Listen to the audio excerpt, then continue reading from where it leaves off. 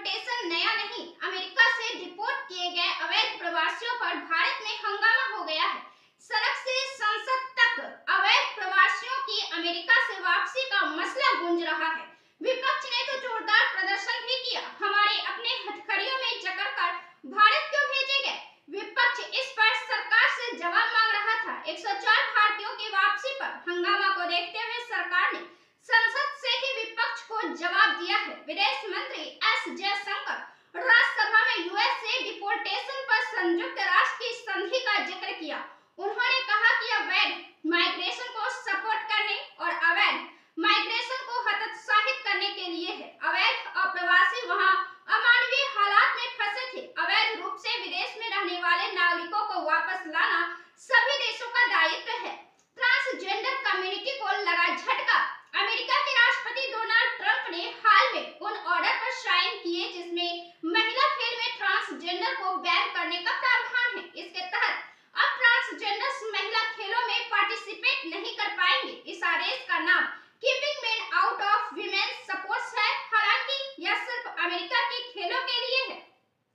US सरकार ने दी भारत को धमकी। समाचार एजेंसी की खबर के अनुसार सूचना एवं प्रसारण सलाहकार नाहिद इस्लाम ने कहा कि यदि हसीना को वहां से राजनीतिक गतिविधियां संचालित करने की अनुमति दी गई तो इसके लिए भारत जिम्मेदार होगा। उन्होंने कहा, हमने भारत से शेख हसीना को बांग्लादेश वापस भेजने को कहा है और यह एक कूटनीतिक मुद्दा है, लेकिन अगर शेख हसीना वहां से राजनीति करने की कोशिश करती है, भारत में राजनीतिक बैठकें करती है, तो इसके लिए भारत सरकार जिम्मेदार होगी। ईरान के चाबहार पोर्ट पर चलाया हथौड़ा। अमेरिका के राष्ट्रपति डोनाल्ड ट्रंप ने ईरान को घुटनों पर लाने के लिए बड़ा कदम उठाया है। डोनाल्ड ट्रंप ने अपने प्रशासन को निर्देश दिया है कि वह ईरान के चाबहार पोर्ट को प्रतिबंधों में दी गई छूट को खत्म कर दे। इससे पहले अमेरिका ने अशरफ गनी सरकार के रहने के दौरान भारत को अफगानिस्तान तक माल पहुंचाने के लिए चाबहार बंदरगाह को लेकर प्रतिबंधों में छूट दी थी। इसके बाद भारत ने इस ईरानी बंदरगाह को बनाने में करोड़ों डॉलर का निवेश किया है। भारत इसी बंदरगाह के रास्ते रूस से सीधे international north south transport corridor के रास्ते जुड़ रहा है। यही नहीं, भारत का अफगानिस्तान तक माल भेजने का सबसे बड़ा रास्ता है। भारत इसे मध्य एशिया तक जाने के लिए एक रास्ते के रूप में विकसित कर रहा है। तालिबान और भारत के बीच इस बंदरगाह को लेकर बड़ी डील हुई, जिससे पाकिस्तान सदमे में है।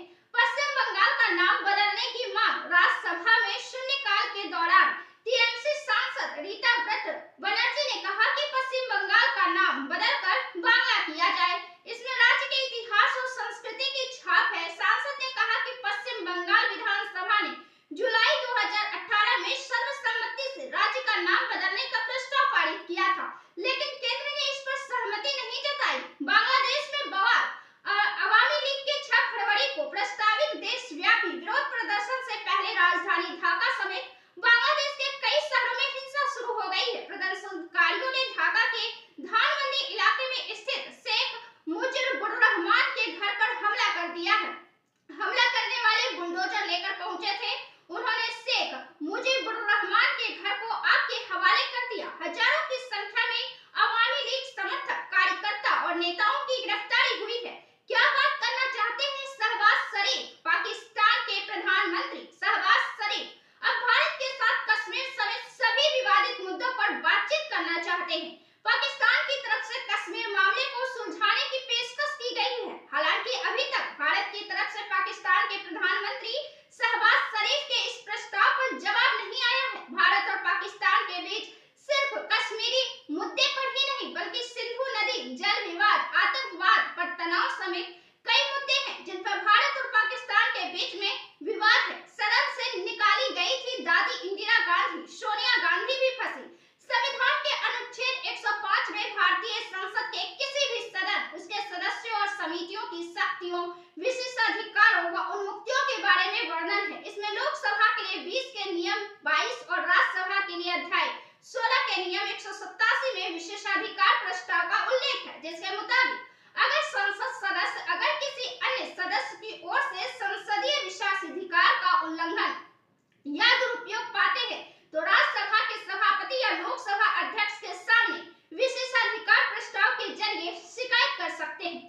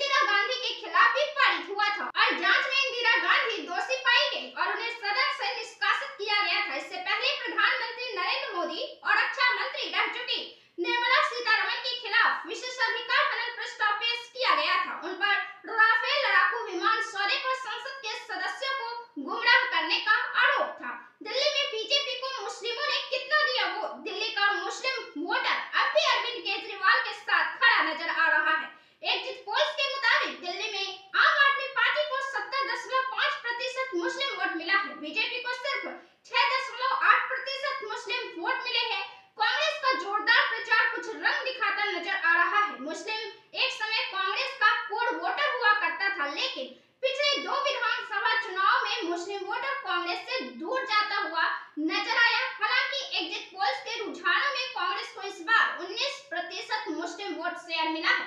मजबूरन बोलना पड़ रहा है जय भीम। पीएम मोदी ने अपने संबोधन में कांग्रेस पर डॉक्टर भीमराव अंबेडकर के साथ बुरा व्यवहार करने का भी आरोप लगाया। पीएम मोदी ने कहा कि हमें केवल इतिहास पर ही गौर नहीं करना चाहिए।